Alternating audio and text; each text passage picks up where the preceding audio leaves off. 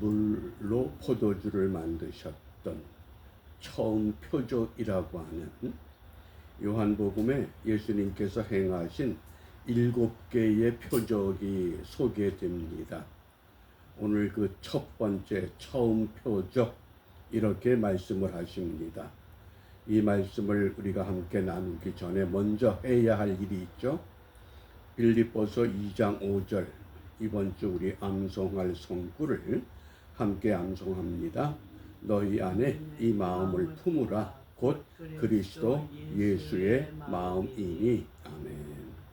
예수님의 마음, 예수님의 생각, 예수님의 언어, 예수님의 행동, 이것이 우리가 이 땅에서 천국을 경험하며 살아가는 그리스도인의 삶의 자세라고 하겠습니다.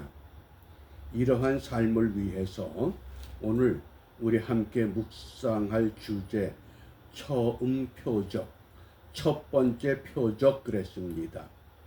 우리 복음서에서 이적, 기적 또는 표적, 공간복음서에서는 주로 이적, 기적 이렇게 말씀하는데 요한복음에서는 표적이라고만 말씀합니다. 이적이 아니고 기적이 아니고 표적이다. 그러면 이적, 기적, 표적의 차이가 무엇이냐? 표적이라고 하는 것은 이 일을 이루어내신 이가 누구냐? 그 다음에 기적이나 이적은 우리가 놀랄 만한 사건들을 말합니다. 초자연적인 사건, 초인간적인 사건, 그건 그냥 놀랄 만한 일, 어떤 사건으로 마무리가 되지만은 표적이라고 하는 세메이오는 그 사건을 통해서 누가 그 일을 주도하시는가, 그것을 이 표적이라고 합니다. 세메이온이라고 하는 단어인데 오늘 요한복음 2장 11절 처음 표적을 어디에서 행하시는가 함께 읽습니다. 예수께서 이 처음 표적을 갈릴리 가나에서 행하여 그 영광을 나타내심에 제자들이 그를 믿으니라. 아멘. 처음 표적을 어디서 행했느냐?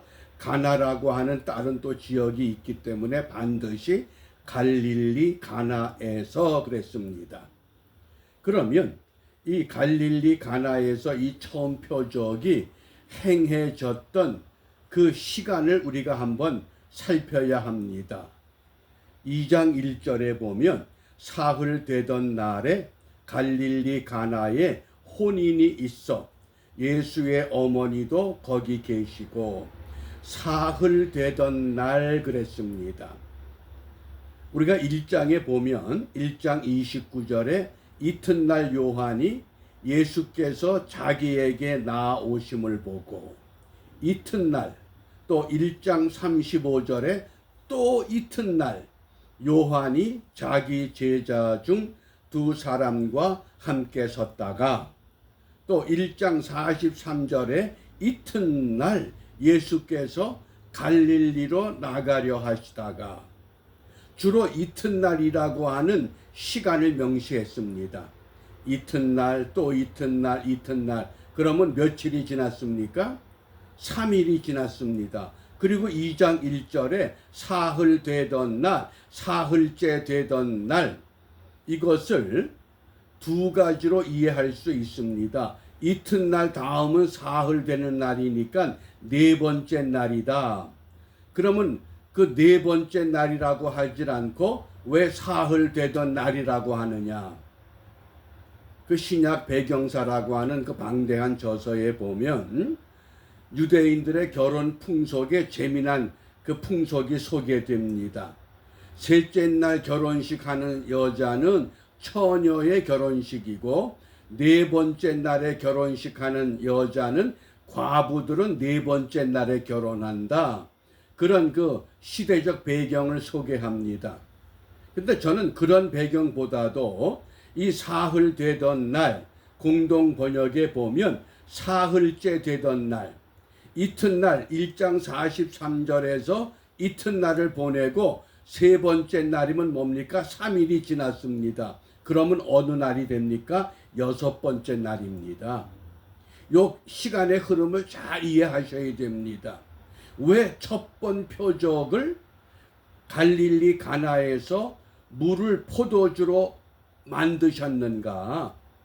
그래서 이 여섯 번째 날의 의미가 창세기 1장 31절을 읽어야 됩니다. 하나님이 그 지으신 모든 것을 보시기에 심히 좋았더라. 저녁이 되면 아침이 되니 이는 여섯째 날이니라. 그래서 유대인들의 이 수비학이라고 하는 그 개념을 살펴보면 여섯째 날, 육이라고 하는 수는 어떤 수냐? 하나님의 창조요, 하나님의 완성이요. 이런 날이 바로 여섯째 날이라고 하는 겁니다. 그러면 창세기 1장에서는 만물을 창조하신 완성의 날이라고 하면 그 완성된 만물의 창조에 그 안에 하나님의 형상으로 지음받은 사람이 어떤 길을 선택했습니까? 반드시 죽을 수밖에 없는 그 길을 선택하고 말았습니다. 그래서 예언된 메시아가 이 땅에 오셔서 처음으로 갈릴리 가나에서 물을 포도주로 만드는 표적 셈의 이혼을 행하신 겁니다. 왜 그랬습니까? 물이 포도주가 된다고 하는 것은 놀라운 사건입니다. 포도주가 무엇입니까? 성경에서 포도주는 두 가지를 상징합니다. 첫 번째는 새 언약, 말씀을 상징합니다. 두 번째는 포도주는 예수님의 피를 상징합니다.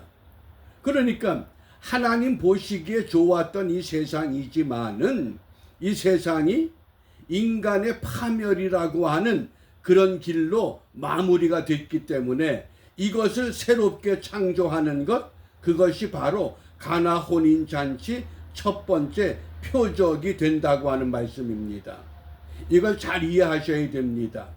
가나 혼인잔치에 이 물로 포도주를 만드셨다. 부족한 것을 채우셨다. 혼인을 귀하게 여기신다. 이러한 해석이 이제까지 우리가 자주 들었던 해석입니다. 그러나 이 아침에 여섯째 날은 뭐냐? 다시 새로운 창조를 하시겠다. 왜?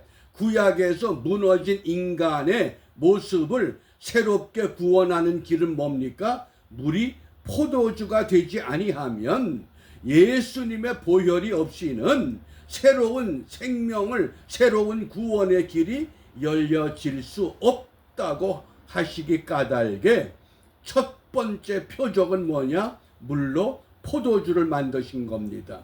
유일하게 요한복음에만 소개되는 표적입니다. 다른 복음서에는 마태, 마가, 누가복음에는 물이 포도주가 되는 표적은 없습니다.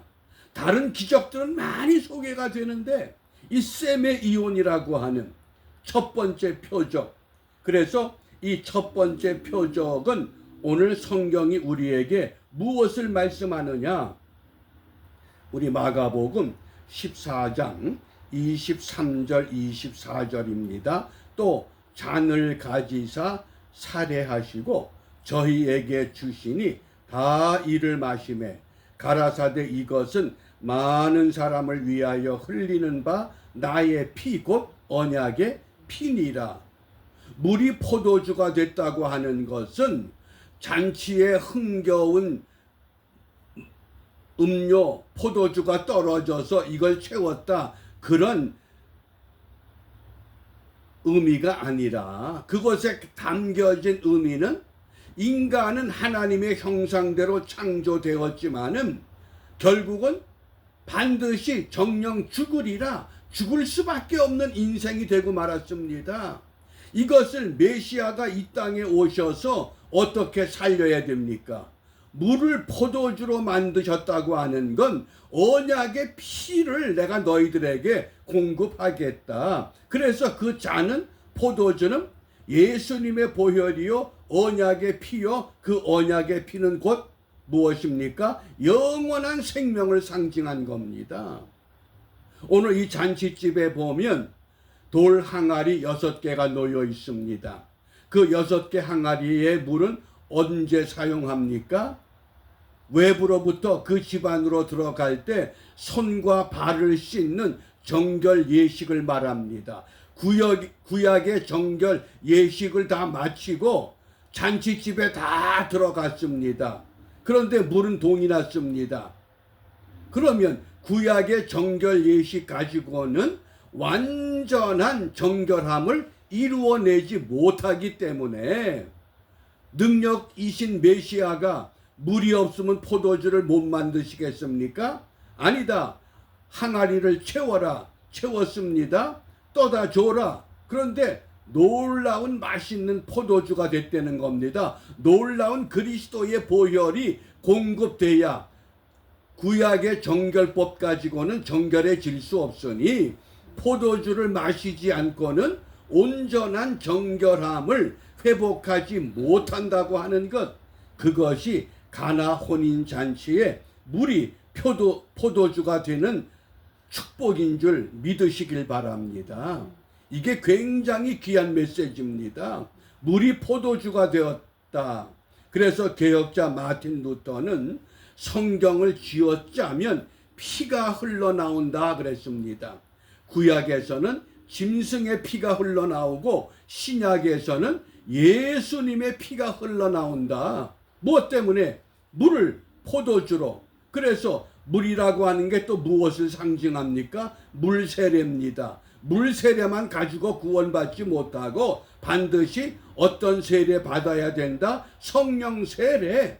그래서 자기 희생하신 예수님께서 십자가에 못 박혀 죽으시고 하늘에 오르실 때 분명히 말씀하셨습니다. 너희가 몇 날이 못되어 아버지의 약속하신 것을 받게 될 것이다. 성령을 받아야 된다. 구약의 정결 예법만 가지고 온전한 생명의 길로 가는 것이 아니라 신약의 새로운 정결법 예수의 피로서만 우리가 온전한 믿음의 길로 나갈 수 있다고 하는 것. 그래서 첫 번 표적이 물로 포도주를 만드셨습니다. 그러므로 이 오늘 귀한 말씀을 통해서 우리가 무엇을 기도해야 되느냐? 히브리서 9장 22절입니다. 율법을 쫓아 거의 모든 물건이 피로써 정결케 되나니. 구약의 피는 짐승의 피입니다. 이거는 율법의 피입니다. 그러나 예수님이 흘리신 피는 피 흘림이 없은즉 사함이 없느니라. 그리스도의 보혈은 영원한 속죄를 우리에게 약속하셨습니다. 그것을 예수님께서 마지막 만찬 자리에서 제자들과 더불어서 몸소 잔을 주시고 떡을 주시면서 너희를 위한 몸이다, 너희를 위한 피다. 이것을 먹고 마시지 아니하면 너희들이 나와 상관이 없다. 예수님과 생명의 관계를 이어갈 수 있는 것, 그것이 바로 보혈이라고 하는 포도주였습니다. 그러므로 우리가 이 아침에 보혈의 능력으로 날마다 새롭게 하옵소서. 우리 한 사람 한 사람 내 영과 혼과 육을 새롭게 하셔서 강건케 하셔서 주님 오시는 그날까지 이 믿음의 길을 가는데 승리하는 우리 모두가 되시기를 주님의 이름으로 축복합니다. 기도하겠습니다.